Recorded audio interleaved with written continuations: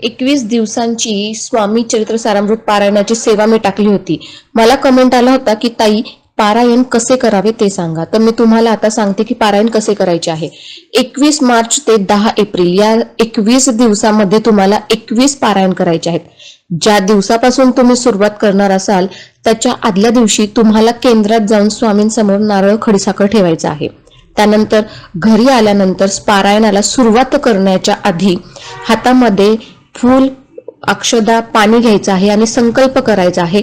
तुमचं नाव, गोत्र सांगायचं आहे, तुमची इच्छा सांगायची आहे आणि ते एका तामणात सोडून द्यायचं आहे आणि स्वामींना हात जोडून विनंती करायची आहे की मी ही सेवा अशा अशा पद्धतीने करणार आहे, एवढे पारायण करणार आहे, माझी ही इच्छा पूर्ण होऊ द्या, माझी ही सेवा निर्विघ्नपणे पार पडू द्या म्हणून तुम्हाला म्हणायचं आहे.